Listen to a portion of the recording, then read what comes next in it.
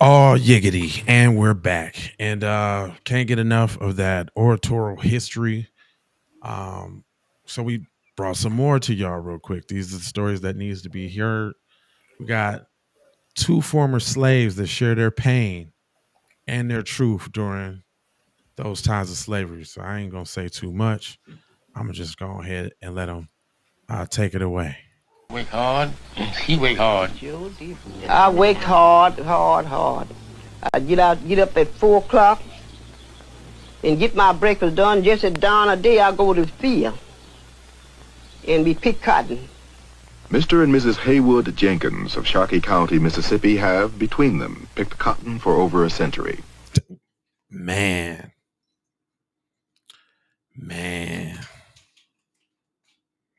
And this was done in 1968, y'all. So when they be talking about it was long ago, get over it. Yeah, tell me that about 9/11. Tell me that about that. Tell me about the holla. Right, straight up. They always talk about get over it. Now these two people, so that means what he's saying is over a century. That means between the two of them, they got 50 years apiece of free work to your drop dead labor. And we need no check for that. What you mean a check? And then they survived, y'all, because it ain't like that was easy. They was working them to kill them. This is why many of us are still around, because and why we are as strong as we are, because we come from these people. That's right. That survived that. Y'all think about that. My boss man came along. He says, Mary Jane, I said, sir. Says, I say, when you wash? I said, I washed last night. He said, I don't want you to do that no more. What?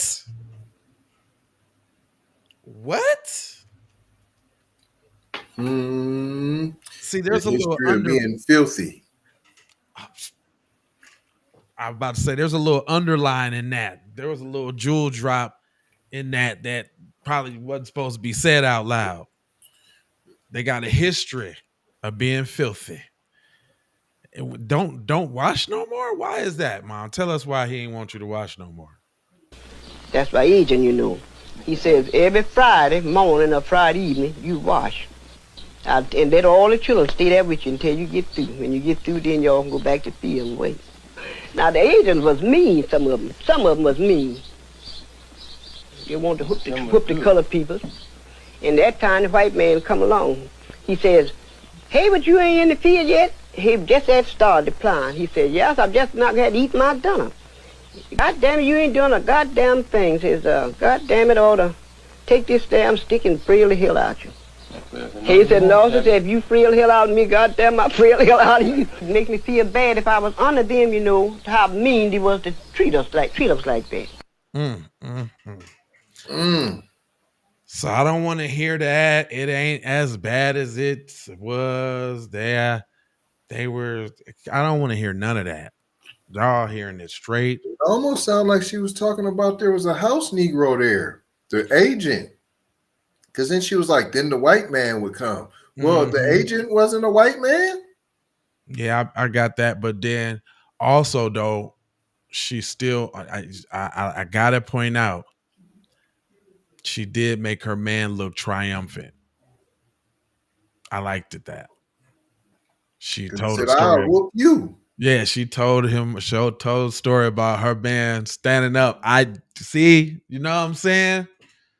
You gotta highlight, you gotta get the messages in there. Some jewels dropped in this. But the real he is they owe for this, man. Just and see, when people think about slavery, it's not just about slavery. It's not just about the free labor. It's about the money that the free labor generated, and then it went to corporations. But it's just not the corporations. The corporations hired people and paid their salaries and gave them benefits and paid vacations and you know what I mean? Like, right. So right. everybody had a hand. Industry. Yeah, everybody had a hand, which allowed them to raise families and send their kids to college and take vacations. So it's not just the corporations alone. Oh no. create generational wealth. The people that worked for them. Man, we did have another example too as well. We dug this one way back. Matter of fact, shout out to Von Savage Media. If you ain't on Von Savage Media on X, you slipping, because this is where we getting all these goodies from. But this one is another 100-year-old former American slave that talks about her lives in the 1920s between the 1930s. Hold on real quick, y'all. Fair use. At the age of 102, you must have had some interesting experiences. Tell us one of them when you were a little girl. Yes. So he said, you're 100 years old. You must have had some interesting experiences. Now she's 100-year-old in this, and this was this doesn't even have an actual indication of when. Oh no, okay. So she's 100 years old in the 1920s and 30s. Between then, that's when this was filmed, because this is a long time ago. It's black and white. It looked old. So she go back This is why the sound quality is the way it is.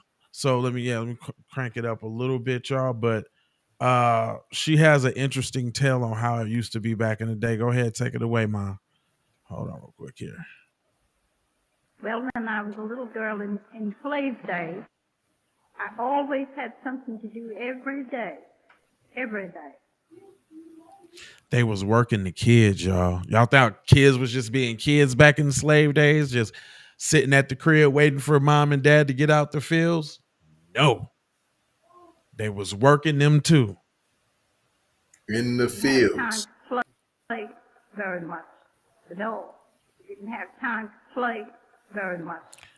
Didn't have time to play very much, if at all. What kind of, so that's not even a childhood. A childhood without being able to play? What is that, a childhood? If you talk to a child and they said, I never got to play, were you even a child before? That says there's a lot of generational traumas that people deal with. And I say, black people, stop being so down on yourself. Be proud of yourself. Be proud of where you at and what you're doing in life right now. You done came through a lot. But go ahead, continue, Ma. Didn't have time to play very much at all. I myself was in the house for most of the time.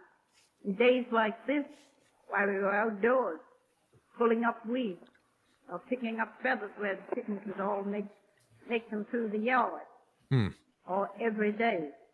And in cloudy days, while we were in the house, they had a big pan of sand, silver sand, and an old slipper, scrubbing up the floor in the big dining room where they ate the meal. And guess what?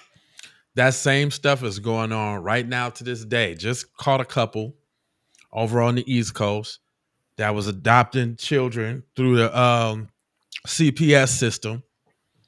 Adopting children, got them working as slaves, got them living in rooms with no beds, no ventilation, the whole nine. It's still happening. Don't forget the couple that was using them for the human traffico. Mm-hmm.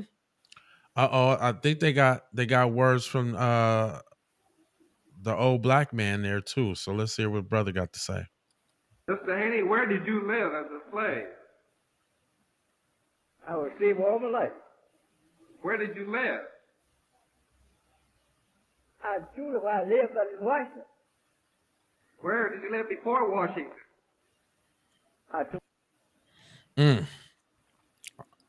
He couldn't even hear or nothing like that. They didn't work his whole hearing out. Right. That is crazy, man. Last but not least, and this is shout out to Von Savage Media again. This is a former slave interview in the 1900s. Tell you about how bad it actually was living as a slave. One slave states that his grandfather belonged to Thomas Jefferson. Why they be revering these clowns ain't nothing but like white supremacists and all. Thomas Jefferson, he one of our ancestors. He a forefather. Phone island. Now we can hear them speak. Found voices, the slave's life, told by those who lived it.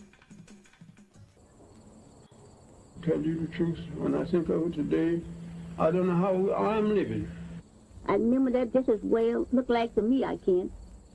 Been slaves all our lives. My mother was a slave, my sister was a slave, father was a slave. They know nothing about reading right. All that I know, they teach you to mind your master and your mistress. Mom and them didn't know where to go. You see, after freedom go, just like you turned something out, you know, didn't know where to go. I just got one question. It just came to me. What's that? If we could take the testimony of other groups, you know, with so much weight and so much, you know, haste, and we got to pay out, and we got to. There's been other groups with. It seems like, you know what I'm saying, this, you know, them folks. You know what I'm saying? How there's recollection, and they got all of these, you know, folks that have survived the whoop-de-whoop. This goes back farther than that too, by the way. Right. Treated like heroes, reserved, reverence, commemorated. Yeah, come on, man, Oh, and not just funky statues. No, with cash, actually, with payments, and they tracking down anybody that they thought was involved. You got to stand trial.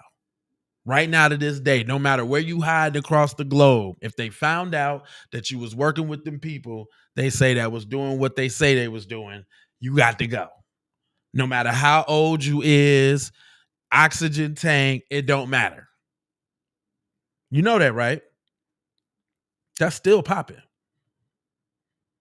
That's why they be telling on people, like they be finding them in different little countries and all of that, but they bring them all back in and they got to stand trial, right? Why is it so different when stuff like this exists?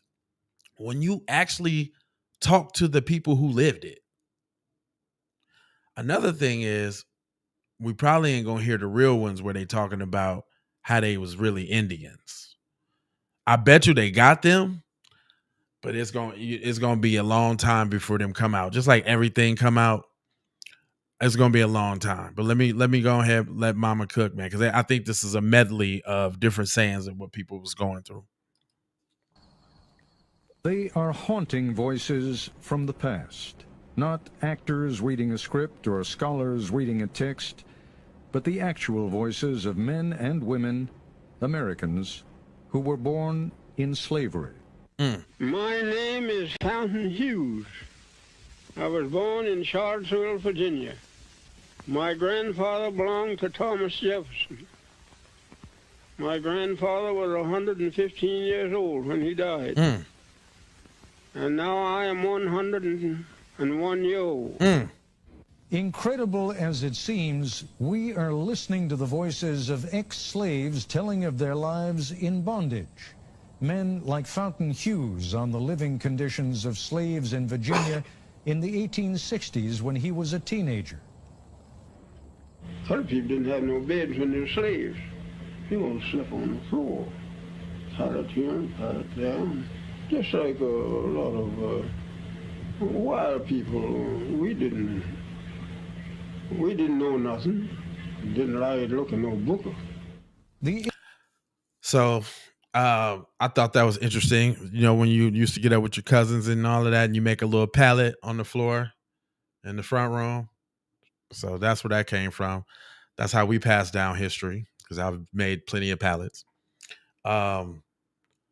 Also, man, he said, if y'all look back, what he was like, they was wild, they didn't know nothing, but more importantly said, we ain't had no books. So just know, man, like, it wasn't too long ago when it was criminalized for us to be able to read. Look at us now. We Keep It Pete podcast exposing propaganda and busting down news on the TV right now. It's phenomenal. Give yourselves a hand. You're resilient people. You guys are great. Because, I mean, it could be different. We could have shanty towns over here, and we could be pooping in the alleys and stuff like that. It could be a lot worse. But let me go ahead and let him continue.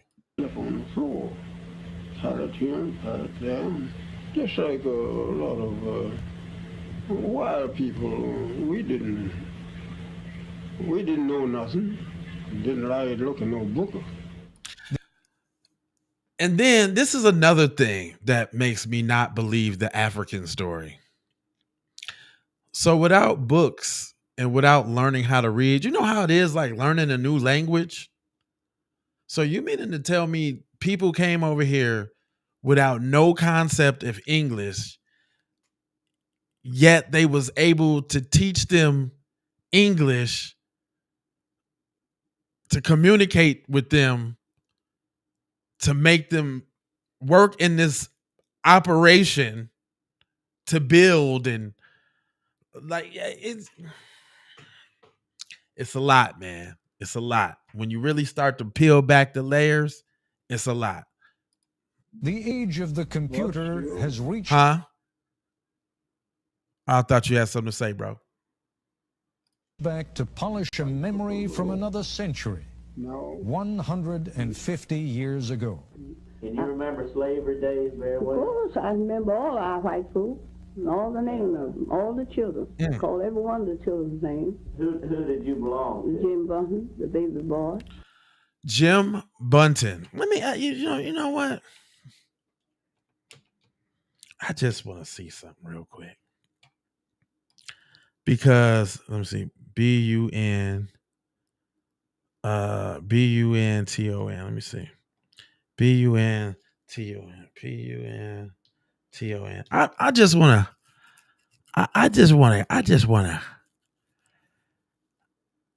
to look something up, man. Like, so are you telling me like this might be him right here? Is that him right there? That's who she was talking about, Jim Bunton. Come on, man. He got that's his grave right there. Come on, man. Somebody had already done this, obviously. Done look this up. All family trees result of Jim Bunton. Come on now. Hold on. What is that? Does that say swoosh? My swoosh journey? Nah, man. The rabbit hole don't tell me it's them folks. Iowa to what? I live in Africa, but it begins in okay. I don't. This is crazy. I'm just saying, if that's all it takes is that his son? Is them ancestors? The ancestrals? See, man, these people are still around, fam. These people, they're not even like. That's why they owe. That's exactly why they owe, because we could just simply go on there right now and track them down. And I'm pretty sure that's about what that's them. All right, hold on. Let's let that rock out. The results of these digitally enhanced recordings are arresting, almost unbelievable. The idea of hearing the voices of actual slaves from the plantations of the Old South is as powerful, as startling really, as if you could hear Abraham Lincoln or Robert E. Lee speak. Listen again to Fountain Hughes, who was born in 1848. We were slaves. We belonged to people. They sell us like they sell horses and cows and hogs and all like that. Have an auction bench, and they put you up on the bench and bid on you, the same as bidding on cattle, you know. Here is... Now, you gotta know, coming from where he come from and being who he is and what he experienced, you know what I'm saying? They telling it like it is, but they ain't telling it like it is.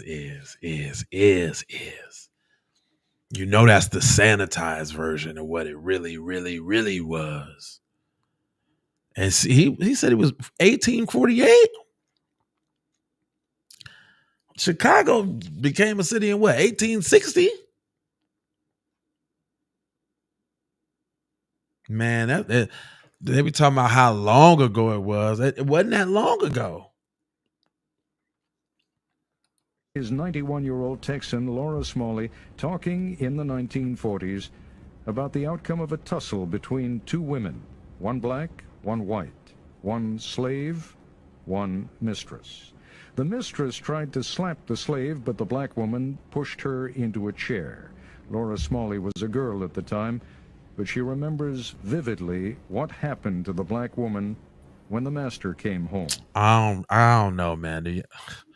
I don't like Negro trauma porn at all. That they try to, they Anytime they're involved, there's going to be some extras. What happened? What was the consequences when Massa got home? All right, come on, y'all. That's what you came. That's what we came here for. It's an ugly past. It's an ugly truth, but we got to face it head on. Come on.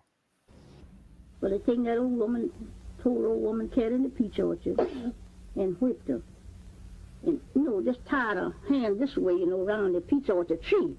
I remember that just as well. Looked like to me, I can, and round the tree, and whipped her. And well, she couldn't do nothing but just kick her feet, just kick her feet. But it just had her clothes off down to her waist, Just didn't have her plumb naked, but they had her clothes down to her waist. And every now and then they'd whip her, and then snuff the pipe out on her, snuff pipe out on her. So these, oh my gosh. Man, listen, fam. I've said it many a times, man. The only way to commit these kind of acts, there's a couple. Either the devil does exist, or you aliens and you don't care about like the indigenous people of this planet and you feel no connection and you're just able to commit the most barbaric of things. Heinous, devilish acts. Is that culturalistic? Yep. Okay. The embers in the pipe. I'm where you'll see the pipe smoking. Blow them out on? Mm-hmm. Good Lord. Mm-hmm. You hear him in the back getting all, I so hate that. Somebody said in the comment section, matter of fact, let's address that. Let's talk about that. So on our last narrative video, somebody said in the comment section, thank God for white people interviewing them so these stories can come out. Come on, get on. And listen, okay, there isn't a debate whether or not the story is out or not, because it's out. But us pointing out the fact that they get off on it and being upset about that is a whole different can of worms. So I ain't finna go in. I get where people be coming from sometimes, because that's not necessarily a personal attack on us, but just to reiterate the point is that if you don't understand white supremacy, everything else will confuse you. And I understand under white supremacy, they get off on our pain. Period. And that's the reason why these stories are being told, because they got to go play this back and marvel and revel and fondle themselves to it. True story. It's just what it is. If that's something that you don't understand or is outside of your realm of thought about who you're actually dealing with, you got another thing coming, buddy. And I ain't gonna hold you, but I'm emoji, fold you, and scold you about being on code.